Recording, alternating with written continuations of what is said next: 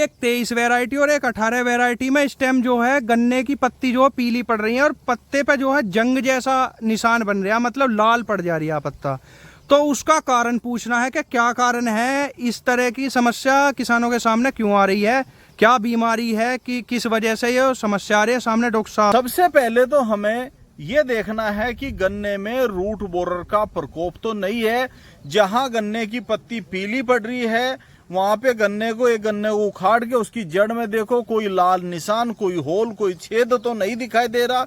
यदि छेद दिखाई दे रहा है तो ये मान के चलिए उसमें 90% चांस है मिट्टी उठा के उस खेत में डाल देगा। तो इस तरीके का काम ना करें, ये एक भ्रांति है, किसान का पैसा खर्च करने वाली बात है। जो कंपनी द्वारा, वैज्ञानिकों द्वारा दवाइयां रिकमेंड हो में उन्हीं दवाइयों का प्रयोग करें और ज्यादातर जो है अच्छे विशेषज्ञ से गन्ने वगैरह के बारे में या फसल के बारे में। राम राम भाई, किसान महकमा यूट्यूब चैनल और फेसबुक पेज पे आपका स्वागत है। तो भैया आज की जो वीडियो है, आज इस बात के ऊपर वीडियो है कि हमारे किसान भाई जो है बहुत ज्यादा परेशान है। कारण क्या है उसमें कि एक तो 13-235 और भाई एक 23 वैरायटी और एक 18 वैरायटी में इस टाइम जो है गन्ने की पत्ती जो है पीली पड़ रही है और पत्ते पे जो है जंग जैसा निशान बन रहा है, मतलब लाल पड़ जा रही है पत्ता। तो उसका कारण पूछना है कि क्या कारण है, इस तरह की समस्या किसानों के सामने क्यों आ रही है, क्या बीमारी है कि किस वजह से ये समस्या आ रही है। सामने डॉक्टर साहब हैं, एक बार उनसे परिचय करवाएंगे, फिर जो और किसान है उनसे भी एक बार जो परिचय करवाएंगे। अच्छा राम राम जी। राम राम जी, नमस्कार सभी श्रोताओं को। मैं Kushalveer, senior cane development manager, Simbhaoli source limited, Simbhaoli. जैसा सवाल किया आपने, इसमें दो फैक्टर है कि आपने 3 किस्मों के नाम लिए, 118, 13-235 और 15-023 जी। ये तीनों किस्मों के अंदर न्यूट्रिएंट की डेफिशिएंसी भी शो हो रही है और एक विल्ट जिसे उकठा रोग कहते हैं उसके लक्षण भी स्पष्ट दिखाई दे रहे हैं जी। जहां रेतीली जमीन है, जिसमें आजकल अगस्त का महीना चला, अगस्त में रूट बोरर का भी इंसिडेंस फसल में हो जाता है और रूट बोरर जहां लगता है तो उसके होल में ये जो हमारी फंगस है विल्ट की, ये एंटर कर जाती है और कारण उसका विल्ट बन जाता है जी। तो इसलिए सबसे पहले तो हमें ये देखना है कि गन्ने में रूट बोरर का प्रकोप तो नहीं है।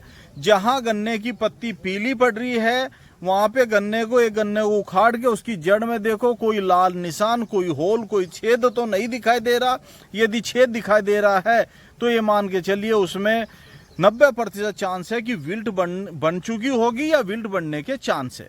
तो सबसे पहले तो हम इन किस्मों में, अब जो महीना चल रहा, मुहाले पे पानी के साथ में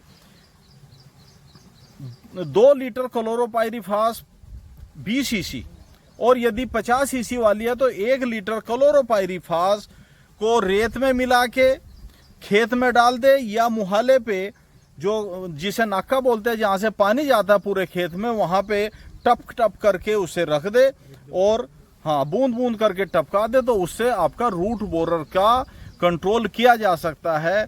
इसकी जगह पे और अन्य दवाई भी आप प्रयोग कर सकते हैं। दानेदार फॉर्म में जो दवाई आ रही है तो उसे भी आप प्रयोग कर सकते हैं, काटअप वगैरह का भी इस्तेमाल कर सकते हैं।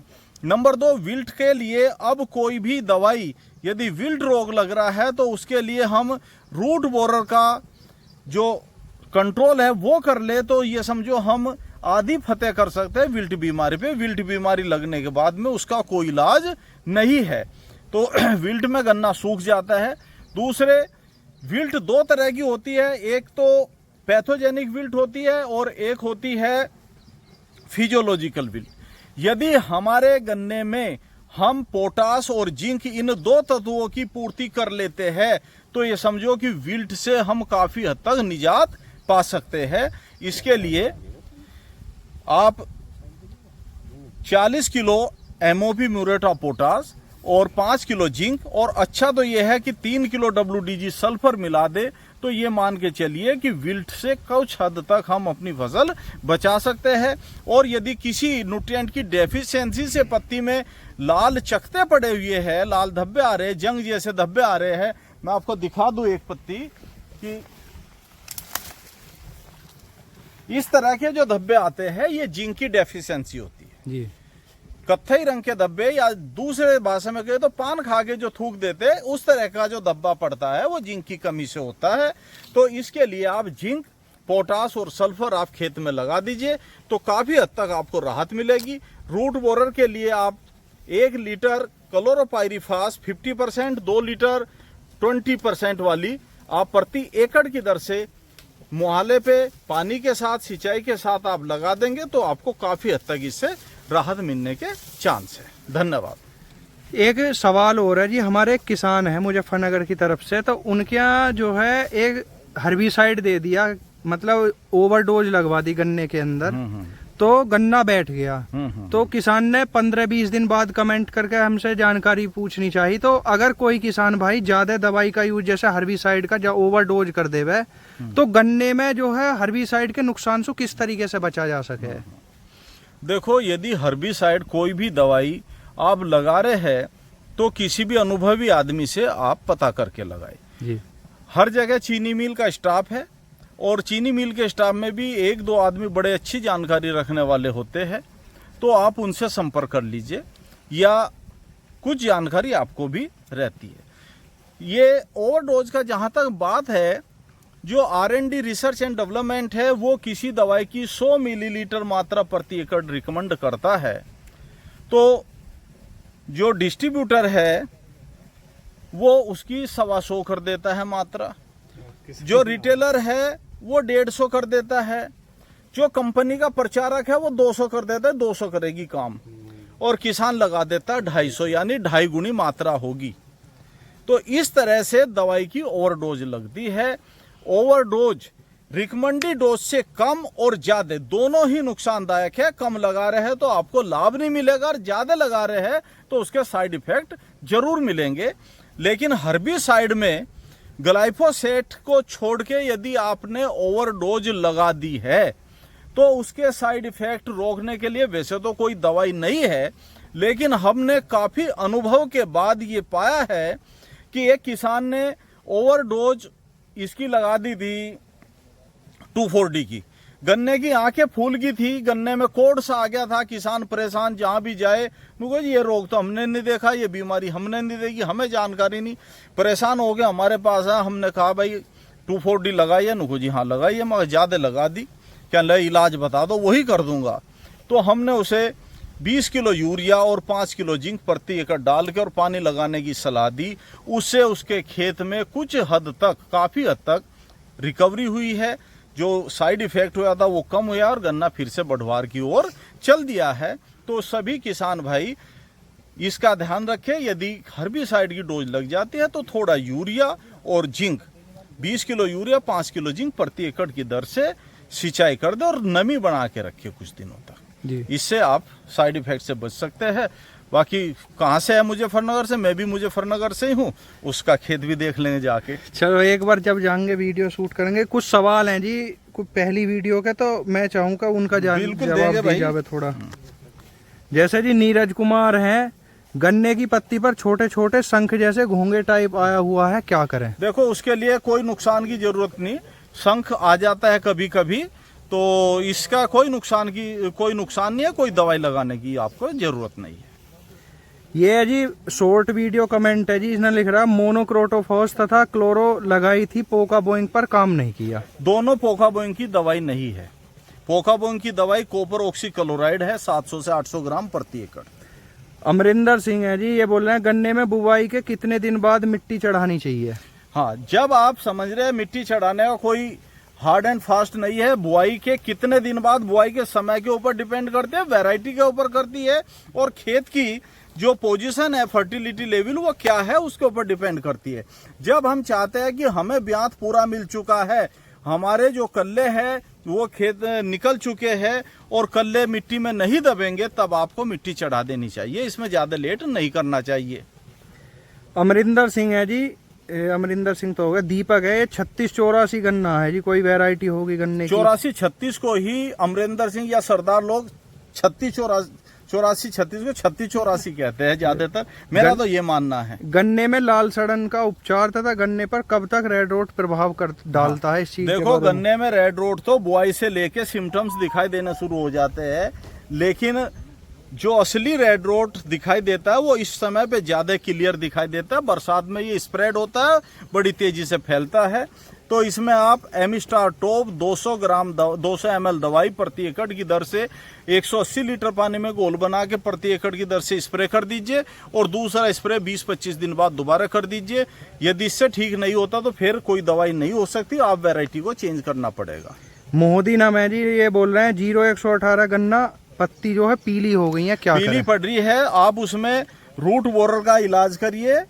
अच्छा, पहले रूट बोरर चेक करिए, नीचे किसी गन्ने में जो पीला पड़ रहा है उसमें रूट बोरर ने तो होल नहीं कर रखा या छेद तो नहीं है, या और उसके बाद उसमें 1 लीटर क्लोरोपाइरिफास 50% वाली आप मुहाले पे पानी के साथ लगाए और जिंक और पोटास का भी आप उसमें प्रयोग करें। अच्छा जी, बहुत से जो दुकानदार हैं वे किसान भाई ने बोला है जैसे गन्ना बड़ा हुआ है इस टाइम, तो इस तरीके की समस्या उन्हें चमक रही है। 0118 वैरायटी के अंदर आप बता रहे हैं रूट बोरर जो है, तो उसमें वे फ्यूराडोन का इस्तेमाल करना बता मैं, क्या फ्यूराडोन का स्प्रे इस्तेमाल मतलब सही रहेगा? फ्यूराडोन पहले तो बात टॉप बोरर से 118 वैरायटी पूरी तरह से ससेप्टेबल नहीं है, थोड़ा बहुत लग सकता है। रूट बोरर नहीं, वो फ्यूराडान की बात है। रूट बोरर के लिए आपकी फ्यूराडान जो है टॉप बोरर के लिए और नेमाटोड के लिए रिकमेंड दवाई है, काम कर सकती है रूट बोरर पे भी, लेकिन आपको क्लोरोपाइरिफास बेस्ट दवा है जो जिसके लिए रिकमेंडेड और रजिस्टर्ड है, उसी दवाई का प्रयोग करना चाहिए जी। ये पंकज सिंह है जी, 1 महीने पहले एम्प्लीगो लगाया था, क्या अब भी टॉप बोरर के लिए दवाई का प्रयोग करना पड़ेगा? हाँ, यदि टॉप बोरर आ सकता है तो एम्प्लीगो का रिजल्ट ही 35 दिन का है, लगाना चाहिए। दिनेश कुमार है, सिटीजन नैनो यूरिया और कैल्शियम नाइट्रेट का प्रयोग एक साथ करा जा सकता है? सिटीजन नैनो यूरिया और कैल्शियम नाइट्रेट बिल्कुल कर सकते हैं, लेकिन कैल्शियम नाइट्रेट पत्ती पे काम करेगा, नैनो यूरिया पत्ती पे करेगा और सिटीजन जड़ में करनी चाहिए। इसलिए अलग अलग सिटीजन को अलग करे और इसको अलग करे, धान जैसी फसल में कर सकते हैं एक साथ। सबसे जो है एक तो समस्या यह है जी, बहुत से कमेंट इस तरीके के हैं कि जो कोराजिन के साथ में नैनो यूरिया प्रयोग कर सकते हैं या जो है सल्फर प्रयोग करें, उन्हें क्या बोलना चाहोगे? मैं बिल्कुल इसका स्पष्ट बता दूं, नैनो यूरिया का जो भी फंक्शन है वो पत्ती पे है, जड़ पे कोई फंक्शन नहीं है, जड़ पे 0 है। यदि पत्ती है, पत्ती पे आपस में परस्पर क्रिया होती है इसके मॉलिक्यूल की और पत्ती पे ही रिजल्ट देता है। यदि पत्ती से अलग हटके आप नैनो प्रयोग करते हैं तो आपका ये कहना भी उचित है कि नैनो का कोई रिजल्ट नहीं है, नैनो उसमें रिजल्ट नहीं देता। साइंटिस्ट भी यही रिकमेंड करते हैं, यदि नैनो आपको प्रयोग करना है तो छोटी फसल में ना करें, जब पत्ती ठीक हो जाए तब आप उस पे नैनो का प्रयोग करें। नैनो अच्छा है, रिजल्ट अच्छा है, लेकिन पत्ती होनी चाहिए जी। दूसरे जो कोराजन है वो जड़ पे काम करती है, वो पत्ती पे नहीं करती, जड़ के पास से जड़ से एब्जॉर्ब करेगी, वो ऊपर की तरफ जाएगी।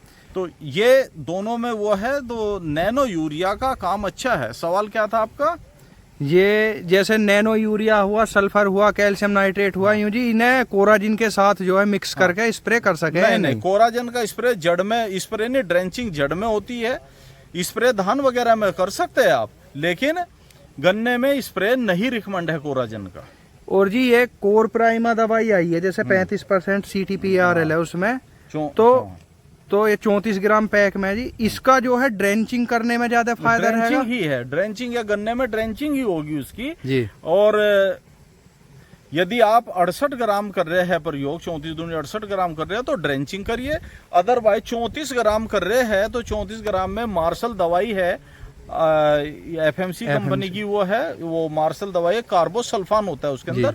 500 मिलीलीटर दवाई को आप प्रति एकड़ की दर से और 34 ग्राम कोर प्राइमा को लेके आप 200 लीटर पानी में घोल करके ऊपर स्प्रे भी कर सकते हैं। काम कर देगी फिर? बिल्कुल करेगी। ठीक है जी। तो भैया आज की जो वीडियो है यही, इसमें क्या है कि किसान भाई बहुत ज़्यादा परेशान हो रहे हैं। 13235 0118 0118 में ज़्यादा परेशानी है भाई, ये जो जंग जैसा पत्ते हो जाना। तो आज भैया डॉक्टर साहब से क्लियर उसके बारे में जानकारी ली है। वीडियो के अंदर वो सिम्टम्स और वो पहचान भी लगा दूंगा कि जो जिससे किसान भाई अपने खेत में भी एक बार देख लें कि कहीं रूट बोरर तो नहीं गन्ने के अंदर लगा हुआ है। राम राम जी। राम राम जी। अपना एक परिचय करवाओ जी। Rakesh Kumar, Simbhaoli sugar mill. जैसे कुशलवीर सिंह जी जानकारी दे में है किसान भैया के यहाँ, तो सही है जानकारी, सही लगे है मतलब? बहुत अच्छी, ये आपके चैनल से जो है बहुत ही अच्छी जानकारी मिल रही है जी। सभी को, ज्यादा लोगों में वितरित हो रही है। जी जी बिल्कुल। तो सभी लोग संतुष्ट है। अच्छा राम राम जी। अपना एक परिचय करवाओ। राकेश त्यागी ग्राम बेटा। तो जैसे हमने आज यह वीडियो शूट करी है, मौके पे तो आप हो गए हैं, तो हमने बहुत किसानों की जो समस्या भी रखी इनके सामने, तो इन्होंने दवाई वगैरह बताई उनका क्या है। और एक सबसे बड़ी समस्या जो इस टाइम किसान फेस कर रहे हैं 0118 वैरायटी के साथ में, कि पत्ती पीली पड़ रही है, उन पर जंग जैसा हो रहा है, पत्ती सूख रही है, तो उनके लिए इन्होंने दवाई वगैरह बताई। तो कहीं ऐसा तो ना लगा कि कुछ गलत दवाई बता दी? ना ऐसा ना लगा। अच्छा, गन्ना वगैरह खेती करो? हाँ, गन्ने की खेती करें। अच्छा, गन्ना ठीक है जी? ठीक। कहाँ टॉप बोलर लग रहा? टॉप बोरर आ गया, तो दवाई वगैरह ना लगाई? लगाई। चलो हाँ। अरे राम राम जी। राम राम जी। जैसे आपके सीनियर, मैं Shailendra Singh ji, deputy manager सिंबावली sugar mill. जैसे शैलेंद्र जी, ये कुशलवीर सिंह आपके जो सीनियर अधिकारी हैं, जानकारी दे मैं, तो जानकारी सही सी लगे है तुम्हें? मैं एक बात आपको बताऊं जी। ये हमारे सीनियर मैनेजर हैं, डेवलपमेंट के हेड हैं जी। और हम इनके अंडर में काम कर रहे हैं। और मैं नहीं कर रहा, एक हमारी बहुत बड़ी टीम काम कर रही है 50 आदमियों की। जी। और कहीं भी क्षेत्र में सिंबावली चीनी मिल कर हमने 221 गांव के छान मारे हैं और जगह जगह प्लॉट भी देख लिए हैं जी। कोई दिक्कत आती है तो हम तुरंत इन्हें लेकर जाते हैं और उसका समाधान किसान को बताते हैं और बाकायदा उसका ट्रीटमेंट कराते हैं और मिल से दवाई भी दे रहे हैं जी। तो ऐसा नहीं है, जानकारी है, बड़ा अच्छा किसानों को बताते हैं। ठीक है जी। ठीक है जी, ठीक है। अच्छा राम राम जी। अपना एक परिचय करवाओ जी। मेरा नाम सुनील कुमार है, कामदार हूँ सिंबावली शुगर मिल से जी। तो जैसे कुशलवीर सिंह जी जानकारी दे में है, तो कोई दिक्कत तो ना लगती? बढ़िया लगती है, अच्छी लगे और बढ़िया जानकारी देते हैं। ठीक है जी। भैया एक जो है अभी सवाल निकल के आया, हमारे कुछ किसान भाई इस बात न बोल रहे हैं कि किसान क्या काम कर रहे हैं, यूरिया लिया, खल मिल गई, खल मिला दी उसमें, इंजेक्शन मिला, इंजेक्शन लगा दिया, दारू मिली, दारू लगा दी। इनसे किसी भी तरीके से जो है कोई वैज्ञानिक दृष्टिकोण यो सिद्ध नहीं करता कि इंजेक्शन उस काम क्या बना हुआ है, दारू उस काम क्या बनी हुई है, या खल उस चीज़ क्या बनी हुई है। अगर किसान का बस चल जावे ना, तो भाई उसका यूं लगा लो दूसरे खेत के की मिट्टी उठा के उस खेत में डाल देगा। तो इस तरीके का काम ना करें, ये एक भ्रांति है, किसान का पैसा खर्च करने वाली बात है। जो कंपनी द्वारा, वैज्ञानिकों द्वारा दवाइयाँ रिकमेंड हो, उन्हीं दवाइयों का प्रयोग करें और ज़्यादातर जो है अच्छे विशेषज्ञ से गन्ने वगैरह के बारे में या फसल के बारे में जानकारी रखें।